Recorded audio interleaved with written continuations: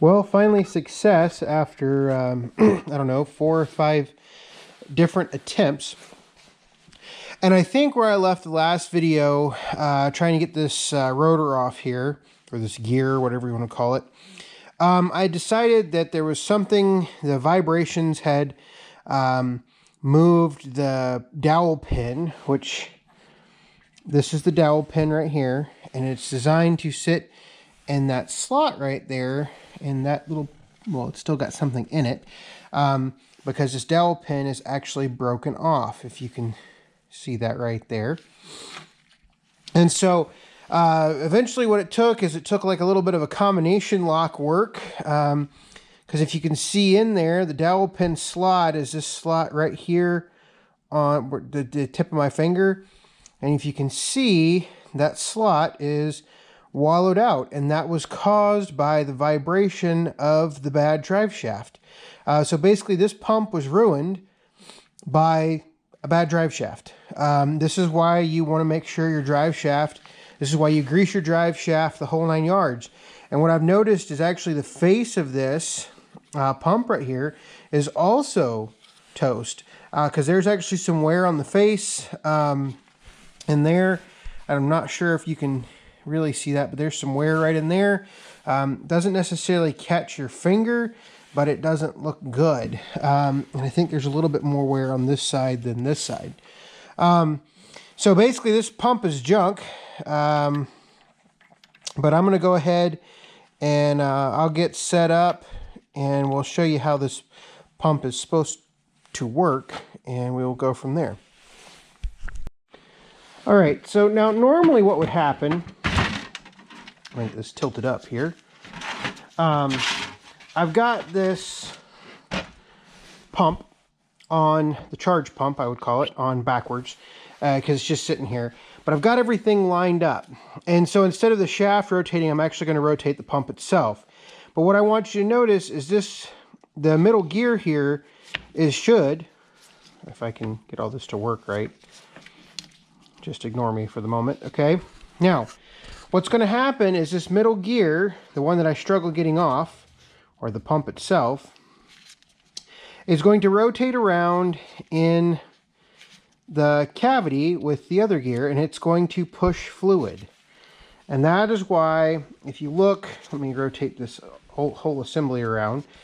If you look in there, the importance of the little vanes in the back of the charge pump itself, which if we take the whole assembly off, the vanes in the charge pump are right here. So the fluid's going to come through these vanes. Oops. Fluid's going to come through these vanes, and it's going to get to right here. It's going to come out of that hole right there, and it's going to go straight back, if that makes sense. I'm trying to find a really good picture of this, and I haven't found one yet that's color-coded and everything. But what I'm going to do next is I'm going to go ahead and take this case off, this main body right here, and then we can disassemble a little bit further. All right, so what I've done is I've gone ahead and loosened the 6 9/16 cap screws, and then you just need a 12.38 socket to loosen these two on the end here. So I'm going to go ahead and pull those out. And there actually is some spring tension on this assembly. So when you loosen them all up, you can already see there is a gap in here. So now what we're going to do, I'm going to see if I can do this one-handed. You should be able to just pull this whole assembly out, like so. So there's the back of the valve body, and you can see how the vanes are back there, and we'll come back to those here in just a little bit. I'll put that off to the side because it is somewhat heavy. And now we get to the internals of the pump.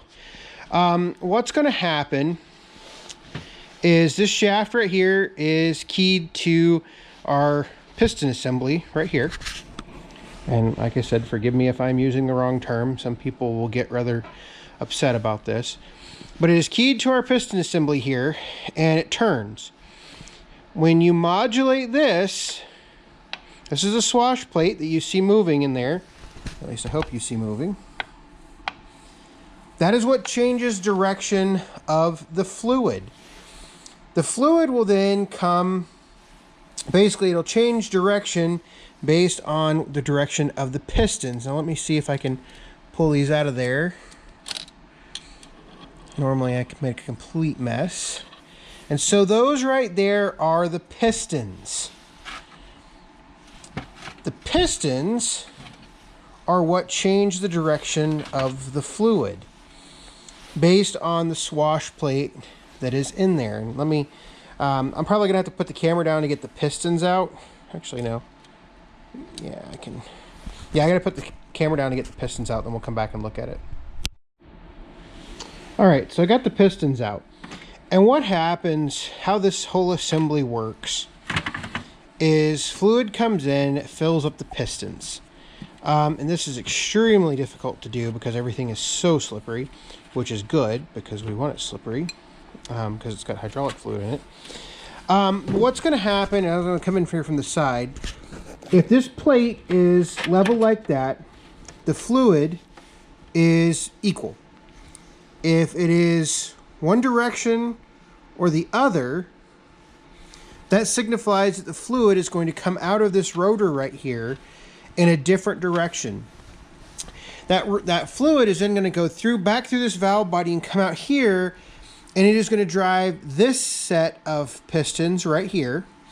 And this set of pistons, if you look in there, very similar to this set of pistons will drive the direction of this pinion gear right here that drives the direction of the transaxle.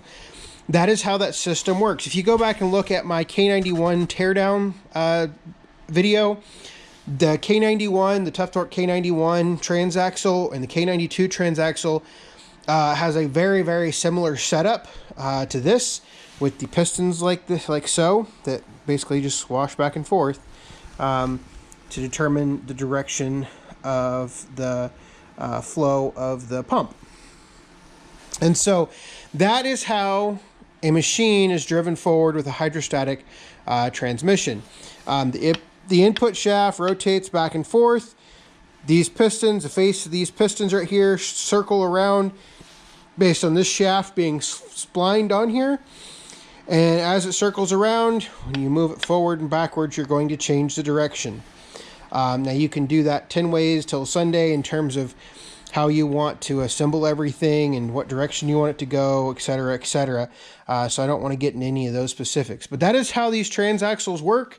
And actually, I think the only thing good coming out of this transaxle is maybe this aluminum case back here and these two sets of piston pumps.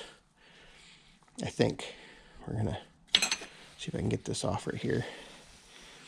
Yeah, those look pretty good. So, if you have questions, comments, leave them below.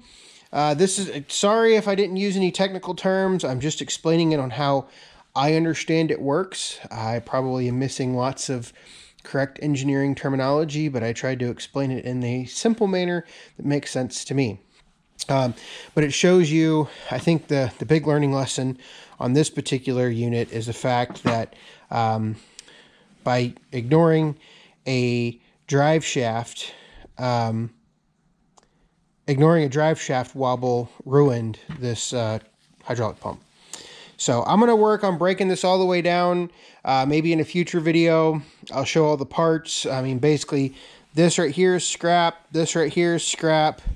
The shaft is scrapped, and I might be able to save the two piston pumps, and the swash plate looks pretty good.